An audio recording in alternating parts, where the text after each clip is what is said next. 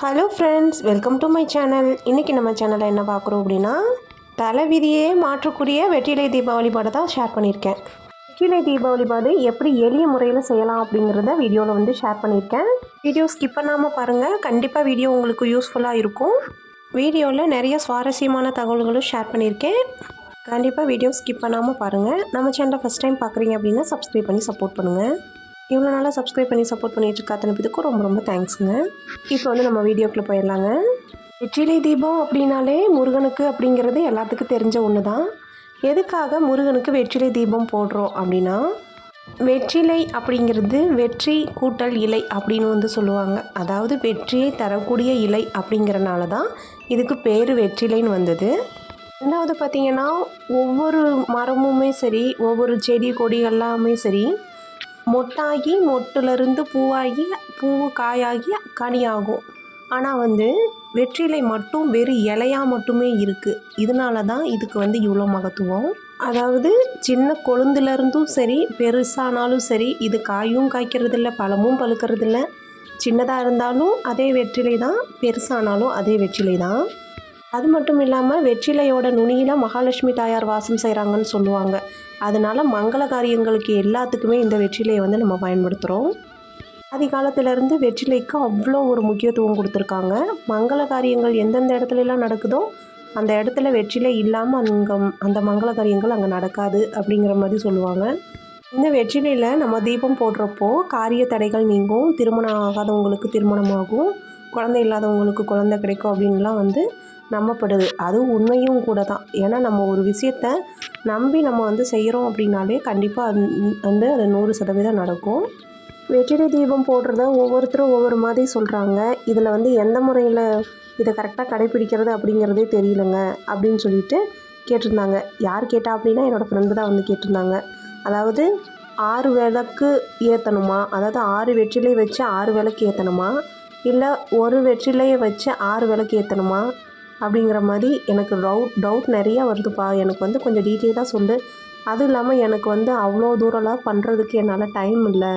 எனக்கு வந்து சிம்பிளாக எப்படி வந்து வெற்றிலை தீபம் போடுறது, அதாவது அந்த பொண்ணு வந்து வேலைக்கு போயிட்டுருக்கு, அதனால் வந்து எனக்கு சிம்பிளாக போடுற ஒரு மெத்தடை மட்டும் எனக்கு சொல்லு அப்படின்னு வந்து அந்த பொண்ணு வந்து கேட்டிருந்தது. அந்த பொண்ணுக்காக தான் மெயினாக இன்றைக்கி வந்து சிம்பிளாக வந்து நான் எப்படி பண்ணுறது அப்படிங்கிறத வந்து ஷேர் பண்ணியிருக்கேன்.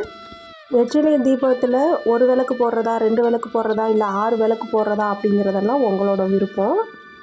உங்களால் எத்தனை விளக்கு போட முடியுதோ அத்தனை விளக்கு வந்து போட்டுக்கோங்க. இல்லை என்னால் 1 தான் போட முடியும் அப்படின்னா 1 மட்டும் போடக்கூடாது. ஏன்னா ஒரு விளக்குக்கு மேலே நம்ம எத்தனை விளக்கு வேணாலும் போட்டுக்கலாம். நான் வந்து இன்றைக்கி 2 விளக்கு ஏற்றி வந்து காமிக்க போகிறேன். இந்த வெற்றிலை தீப வழிபாடு அப்படிங்கிறது எந்த நாளில் செய்யலாம்னு பார்த்திங்கன்னா, செவ்வாய்க்கிழமைகளை செய்யலாம். செவ்வாய் ஹோரையில் வந்து செய்யலாம், அல்லது கிருத்திகை நட்சத்திரம் வர்ற அன்றைக்கி வந்து நம்ம செய்யலாம். செவ்வாய் ஹோரையில் வந்து நம்ம செய்கிறப்போ, அதாவது செவ்வாய்க்கிழமை அப்படிங்கிறது முருகனுக்கு ரொம்ப பிடித்தமான கிழமைன்னு சொல்லுவாங்க. அதனால் வந்து முருகன் வந்து செவ்வாய்க்காரகன்னு சொல்லுவாங்க.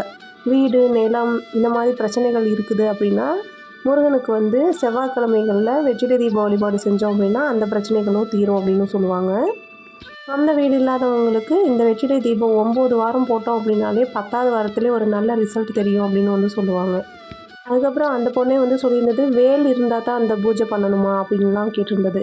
அப்படிலாம் எதுவுமே கிடையாது. முருகனோட படம் இருந்தாலே போதும். முருகனோட படம் இல்லைன்னா கூட முருகனை நினச்சிட்டு மனசில் நினச்சிட்டு நம்ம விளக்கேற்றினா கூட போதும். அந்த அளவுக்கு வந்து நம்ம எந்த ஒரு கடவுளையும் நம்மளோட தீபம் எரியிற அந்த ஜோதியில் தான் நம்ம பார்க்கணும் அப்படின்னு வந்து சொல்லுவாங்க. இப்போ வெற்றிலை தீபம் போடுறதுக்கு 5 சாமி படம் தான் இருக்குது. 5 சாமி படத்துக்கு முன்னாடி இந்த மாதிரி ஒரு ஸ்டார் வந்து போட்டுக்கிறேன். ஸ்டார் போட்டுட்டு இதில் நடுவில் ஓம் எழுதிட்டு சுற்றியில் சரவண பவ அப்படின்னு வந்து நம்ம எழுதிக்கலாம். இப்போ நான் போட்டிருக்க கோலம் பார்த்திங்கன்னா, பச்சரிசியை ஊற வச்சு நல்லா வந்து அதை சின்ன சின்ன பால்ஸாக பிடிச்சி காய வச்சுருக்கேன். அது நல்லா காஞ்சதுக்கப்புறம் எடுத்து ஒரு பாக்ஸில் ஸ்டோர் பண்ணி வச்சுக்கிட்டோம் அப்படின்னா நம்ம எப்போ அரிசி மாவு கோலம் வேணாலும் நம்ம போட்டுக்கலாம். ஸோ அதிலேருந்து தான் ஒரு 2 பால்ஸ் எடுத்து நான் வந்து இப்போ அரிசி மாவுல தான் வந்து கோலம் போட்டிருக்கேன். அரிசி மாவு கோலம் எப்படி தயாரிக்கிறது அப்படிங்கிறதெல்லாம் வந்து ஒரு வீடியோவில் வந்து ஷேர் பண்ணியிருக்கேன். வீடியோவை வந்து வேணுங்கிறவங்க செக் பண்ணி பாருங்கள். லிங்க் வேணாலும் லாஸ்ட்டில் வந்து நான் கொடுக்குறேன். இப்போ கோலம்லாம் போட்டு வச்சுட்டு விளக்கேற்றுறதுக்கு முன்னாடி சாமிக்கு வந்து ஏதாவது நெய்வேத்தியம் வைக்கணும். அதனால் வந்து இன்றைக்கி பொங்கல் செய்யலான்னு சொல்லிட்டு பொங்கலுக்கு தான் வந்து அரிசியெல்லாம் ஊற வச்சுருந்தேன். இப்போ அந்த அரிசியும் பருப்பையும் குக்கரில் வந்து வேக போட்டாச்சு. இப்போ வந்து வெற்றிலை தீபம் போடுறதுக்கு நான் வந்து இன்றைக்கி 2 வெற்றிலை மட்டும் எடுத்திருக்கேன். 2 வெற்றிலையை எடுத்துகிட்டு காம்பை வந்து நம்ம எடுத்துக்கலாம். காம்பை எடுத்துகிட்டு அந்த காம்பை வந்து அப்படியே வச்சுக்கலாம். இந்த வெற்றிலை மேலே நம்ம வந்து மஞ்சள் குங்குமம் வைக்கிறதா இருந்தால் வச்சுக்கலாம். நான் வந்து இன்றைக்கி வைக்காமல் அகல் விளக்கை வந்து மேலே வச்சுட்டேன்.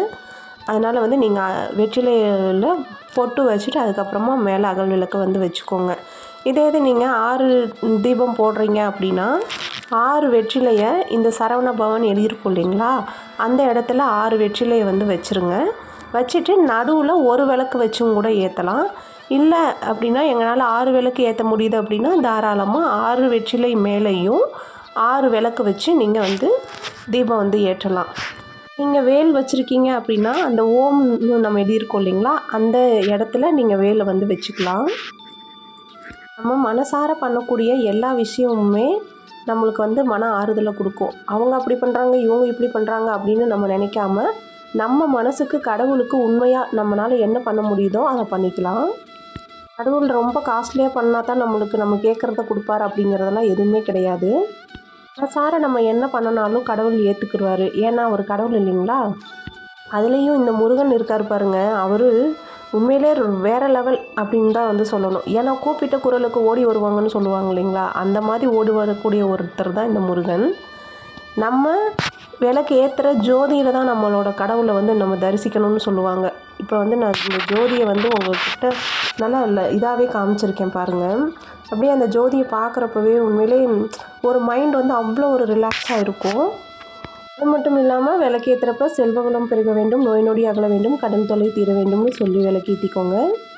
அது மாதிரி விளக்கு எரியிறப்போ ரொம்ப பெரிய ஜோதியாக வந்து எரிய விடக்கூடாது. அதாவது கடவுளில் வந்து நம்ம சாந்த ஸ்வரூபமாக தான் பார்க்கணுன்னு சொல்லுவாங்க. அதனால் ரொம்ப மைல்டாக தான் வந்து எரிய விடணும். இப்போ ஒரு மல்லிகை மொட்டு இருக்குது பாருங்கள், அந்த மல்லிகை மொட்டோட அளவில் தான் வந்து நம்ம எரிய விடணும் அப்படின்னு வந்து சொல்லுவாங்க. அதாவது நெகட்டிவ் காரியங்களுக்கு மட்டும்தான் வந்து பயங்கரமாக ஒரு ஆக்ரோஷமாக அந்த விளக்கை வந்து எரிய விடுவாங்களாம். அதனால் வந்து பாசிட்டிவாக நடக்கணும் அப்படின்னா அது வந்து மைல்டாக தான் இருக்கணும் அப்படிங்கிற மாதிரி சொல்லுவாங்க. இப்போ விளக்கெல்லாம் வந்து ஏற்றியாச்சு. விளக்கு ஏற்றுறது சுத்தமான நல்லெண்ணெயில் ஏற்றிக்கலாம். இல்லை அப்படின்னா பசு நெய், சுத்தமான பசு நெய்யில் வந்து நம்ம ஏற்றிக்கலாம். 6 விளக்கு ஏற்றுறப்போ ஒரு விளக்கு நெய் விளக்காக இருந்தால் ரொம்ப ரொம்ப நல்லது. இல்லை சிஸ்டர் எங்களால் 6மே நான் நெய் விளக்காகவே போட முடியும் அப்படின்னா இன்னமும் ரொம்ப ரொம்ப நல்லது. என்னால் நெய் விளக்கெல்லாம் போட முடியாதுங்க அப்படின்னா நல்லெண்ணெயில் விளக்கு போடுங்க. நெய் இருந்துச்சு அப்படின்னா ஒவ்வொரு ட்ராப் நல்லெண்ணெயில் வந்து விட்டுருங்க. அதுவும் வந்து நம்ம நெய் விளக்கு போட்டதுக்கு உண்டான பலனை வந்து கொடுக்கும். இந்த வெற்றிலை தீப வழிபாடை எத்தனை நாளைக்கு வந்து செய்யணும் அப்படின்னு வந்து அந்த பொண்ணு வந்து கேட்டிருந்தது. இது வந்து நம்ம லைஃப் லாங் கூட நம்மளால் செய்யலாம். கண்டிப்பாக வந்து நம்மளால் இது வந்து ஈஸியாக பண்ணக்கூடிய ஒரு முறை தான் நான் இன்றைக்கி காமிச்சிருக்கிறது. இல்லை எங்களால் அவ்வளோலாம் பண்ணுறதுக்கு வாய்ப்பு இல்லை அப்படின்னா 9 வாரம், 5 வாரம், 7 வாரம் அப்படி வச்சு கணக்கு வச்சு பண்ணிக்கோங்க. எப்போவுமே நம்ம வந்து ஒரு வேண்டுதல் பண்ணுறோம் அப்படின்னா அந்த கடவுளுக்கு வந்து நம்ம வேண்டுதல் பண்ணுறப்போ கடவுளுக்கு வந்து ஏதாவது ஒரு பிரசாதம் வச்சுட்டு நம்ம வேண்டிக்கணும். ஏன்னா வந்து நம்ம கூப்பிட்ட குரலுக்கு ஓடி வரக்கூடியவங்க. அது மட்டும் இல்லாமல் இப்போ நம்ம வீட்டுக்கே ஒருத்தவங்க வந்திருக்காங்க அப்படின்னா அவங்களுக்கு நம்ம ஒரு தண்ணியோ ஒரு சாப்பிட எதுவுமே கொடுக்காம அனுப்ப மாட்டோம் இல்லைங்களா. அந்த மாதிரி தான் நம்மளுக்கு வரத்தை தரக்கூடிய கடவுள் நம்மளுக்கு வீட்டுக்கு வர்றப்போ நம்ம வந்து எதுவுமே கொடுக்காம அவங்கள அனுப்பக்கூடாது. அதனால வந்து நான் இன்றைக்கி முருகனுக்கு வந்து வெண்பொங்கல் வந்து செஞ்சுருக்கேன். என்னால் பிரசாதம்லாம் செய்ய முடியலைங்க அப்படின்னா ஏதாவது ஒரு பழமோ இல்லை ட்ரை ஃப்ரூட்ஸோ ஏதோ ஒன்று வச்சுருங்க. உங்களால் என்ன முடியுதோ அதை வந்து வச்சுருங்க. வச்சுட்டு ஒரு டம்ளர் வந்து தண்ணி வச்சுருங்க. பஞ்சபாத்திர ஊத்துறணியில் வந்து தண்ணி வச்சுருங்க. என்கிட்ட இப்போ பஞ்சபாத்திர ஊத்துறணி வந்து இல்லை, அதனால் வந்துட்டு நான் அதை வந்து டம்ளரில் வந்து தண்ணி வச்சுருக்கேன். மறக்காமல் வெற்றிலை பாக்கு தட்சணை கண்டிப்பாக வைக்கணும். நம்ம எந்த ஒரு பூஜை பண்ணுறதா இருந்தாலும் விநாயகரை வணங்கிட்டு அதுக்கப்புறமா தான் நம்ம வந்து எந்த ஒரு பூஜை பண்ணனாலும் பண்ணணும். விநாயகரை வணங்கினதுக்கப்புறமா நம்ம வந்து கந்தசஷ்டி கவசம் வந்து தெரிஞ்சால் படிக்கலாம். தெரியல அப்படின்னா நீங்கள் வந்து ஃபோனில் ஆன் பண்ணி விட்டுக்கோங்க. கந்தசஷ்டி கவசம் முடிகிற வரைக்கும் மனசை ஒருமுகப்படுத்தி ஒருமுக நிலையில் வச்சுக்கோங்க. அதுக்கப்புறம் உங்களுக்கு 108 போற்றி போடுறதா இருந்தாலும் போட்டுக்கோங்க. இல்லை அப்படின்னா ஓம் சரவண பவ அப்படின்னு சொல்லிட்டு ஒரு 7 தடவை 9 தடவை 21 தடவை அந்த மாதிரி போட்டுக்கோங்க. நான் இன்றைக்கி 9 தடவை ஓம் சரவண பவ வந்து சொல்லி போற்றி வந்து போட்டிருந்தேன். அதுக்கப்புறமா லக்ஷ்மி தாயாருக்கும் சரஸ்வதி தாயாருக்கும் சர்வமங்கல மாங்கல்யே ஸ்ரீ சர்வேச சாரகே சரண்யே திரியம்பே கௌரி நாராயணி நமஸ்துதே அப்படின்னு சொல்லிட்டு அவங்களுக்கு வந்து அர்ச்சனை போட்டு அர்ச்சனை வந்து சமர்ப்பிச்சாச்சு. வெற்றிகரமாக பூஜை நல்லபடியாக சிறப்பாக செஞ்சாச்சு. நான் இன்றைக்கி செஞ்சு காமிச்சது ரொம்ப சிம்பிளான முறையில் நம்ம வெற்றிலை தீப வழிபாடு எப்படி பண்ணுறது அப்படிங்கிறது தான் ஷேர் பண்ணியிருந்தேன். இந்த வீடியோ உங்களுக்கு பிடிச்சிருக்கும் அப்படின்னு நினைக்கிறேன்.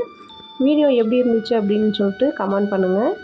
நீங்கள் வந்து கமெண்ட் பண்ணீங்க அப்படின்னா தான் இந்த வீடியோ உங்களுக்கு பிடிச்சிருக்கா பிடிக்கலையா, இதில் ஏதாவது நிறை குறைகள் இருக்குது அப்படின்னாலும் எனக்கு தெரியும். அதனால் வந்து ஒவ்வொருத்தரும் கமெண்ட் பண்ணுங்கள். வீடியோ பிடிச்சிருந்துச்சு அப்படின்னா உங்களோட ஃப்ரெண்ட்ஸ் அண்ட் ரிலேட்டிவ் கூட ஷேர் பண்ணிக்கோங்க. அடுத்து ஒரு நல்ல வீடியோவில் பார்க்கலாம். அது வரைக்கும் தேங்க்ஸ் ஃபார் வாட்சிங்.